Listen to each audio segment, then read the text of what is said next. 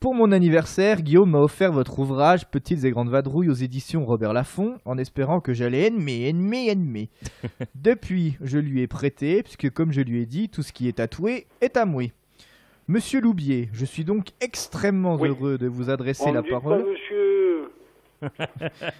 Car j'ai littéralement dévoré votre énorme biographie de Louis de Funès, énorme au propre comme au figuré, qui est idéale à lire pendant les grandes vacances.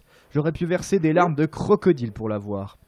Alors bien sûr, on est là pour rire et non pour semer la zizanie, mais ne pensez-vous pas comme moi que les ayants droit de Louis de Funès devraient porter plainte contre la sélection brésilienne de foot? Je m'explique. Pendant un mois, ce pays a fait une mauvaise publicité à sa filmographie en affichant régulièrement Joe et Oscar dans cette mauvaise comédie Ori Verde.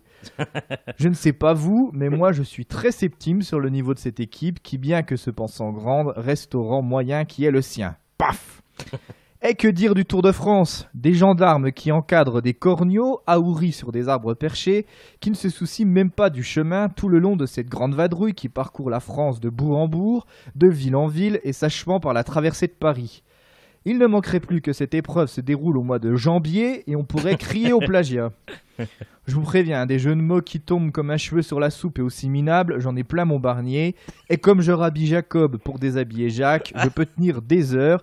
J'espère même en vendre des tas un jour. Je l'avoue, j'ai la folie des grandeurs et tendance à bomber le torse, conscient que mon génie est une denrée rare. Certains disent même que je suis à gerber.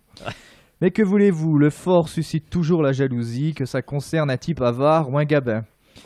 Dans votre Bible, sur l'acteur préféré des Français, nous découvrons l'enfance de Louis, l'imaginant très bien en petit baigneur. On le suit adolescent, rêvant sans doute de belles américaines, puis pianiste sur lequel, hélas, on tirait, avant de voir enfin sa carrière décoller, telle une déesse, une Méhari, une deux chevaux ou une Cadillac de Fantomas, le Cornio, ou encore le gendarme, et enfin on le quitte affaibli en papy faisant de la résistance. Bref, grâce à votre livre, il est impossible d'ignorer le destin funeste de celui qui deviendra Louis d'Or.